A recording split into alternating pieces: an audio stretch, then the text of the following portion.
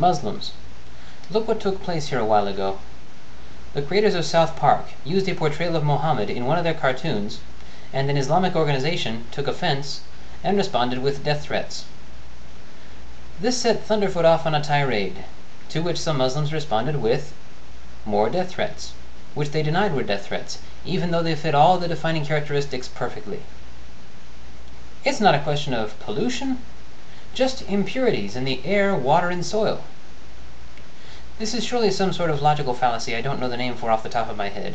The old saying goes, if it looks like a duck, walks like a duck, talks like a duck, flies like a duck, and goes well with the right sauce, it must be a duck. That which fits all the defining characteristics of a duck is a duck. That which fits all the defining characteristics of pollution is pollution.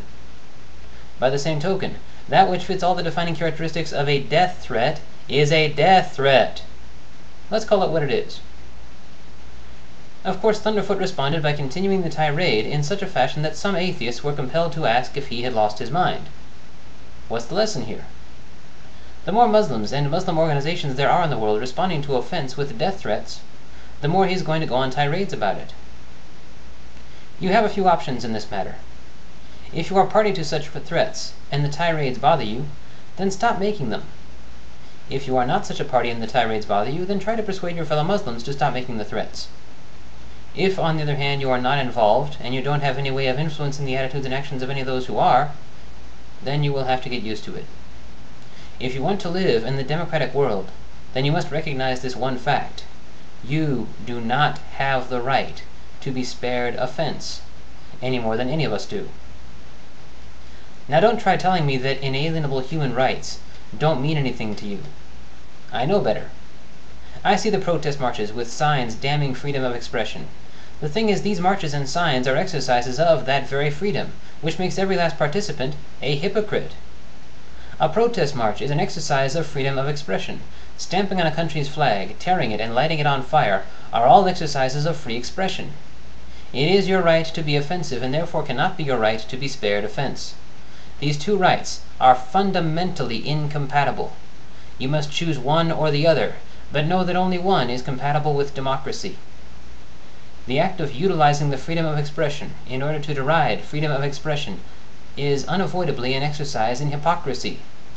Holding up a sign saying that you don't want freedom of expression isn't just demonstrable hypocrisy, but demonstrable falsehood as well, because if you didn't want this freedom, you wouldn't be exercising it by holding up the sign.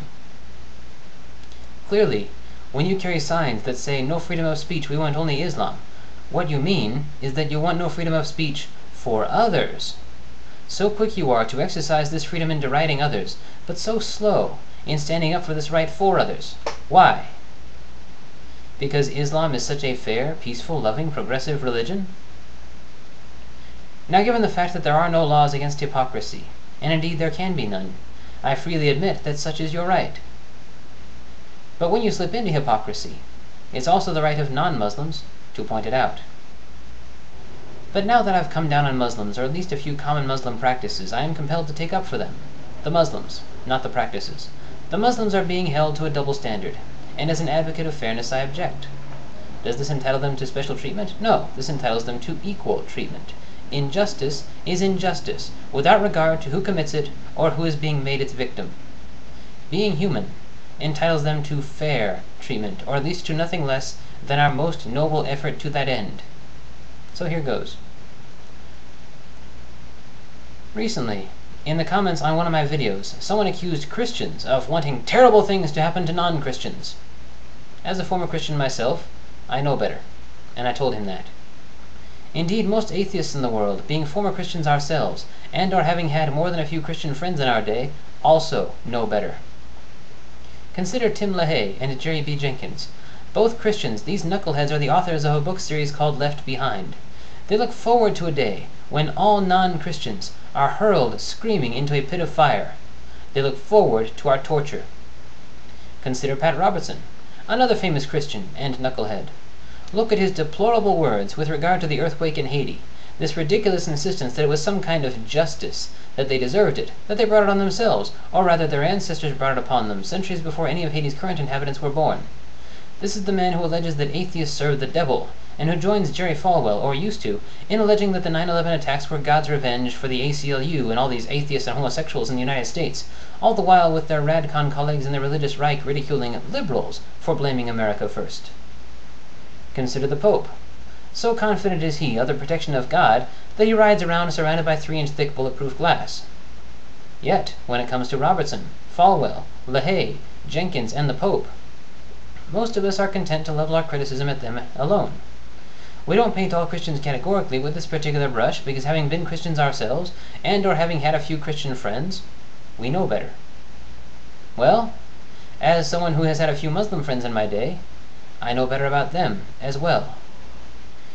Discouragingly common is this practice among non-Muslims, to ridicule moderate Muslims for their failure to ridicule extremists.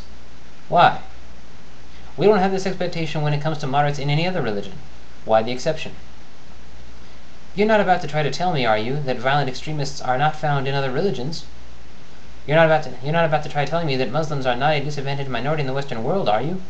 I know better. Yes, I see the threatening protests which I referred to previously, but I also see the supermarket tabloids keeping track on President Obama's secret meetings with Muslims. Do they keep track of his secret meetings with Jews? No. That would be flagrant anti-Semitism, which is out of fashion. A few decades ago, they may have gotten away with that sort of thing, but not now. Do they keep track of his secret meetings with Buddhists, Hindus, Jainists, or even atheists? No. What about his secret meetings with Christians? Of course not. Each of these groups are evidently harmless enough to be overlooked, but not Muslims. Muslims are held to a different standard for being Muslims, and someone is providing the market for these tabloids. Because there is a photo floating around the web of President Obama wearing a turban, there are those trying to paint him as a Muslim. Yet there is also a photo floating around the web of him wearing a yarmulke, and no one tries to paint him as a Jew. Why not? Because apparently it would be more significant if he were Muslim than if he were Jewish. Now don't get me wrong. I have a tendency to come down pretty hard on Islam, but on the religion itself, not its believers. I sometimes come down pretty hard on certain Muslim practices, but in each case, the practice, not the practitioner. He is not a criminal who commits no crimes, nor is one made a criminal simply by having something in common with someone who does commit crimes. In the words of Voltaire, those who can make you believe absurdities can make you commit atrocities. The first step in manipulating and controlling a population is getting that population to begin accepting absurd claims. Therefore, any organized effort to that end deserves nothing less than the absolute, harshest, most caustic ridicule we can possibly muster. This includes religions, especially religions situated in such a way as to exert widespread, potent political influence. Does this include Islam? Yes. It also includes Christianity. That being the case, I refuse to accept the claim that one of these is the smallest modicum better than the other.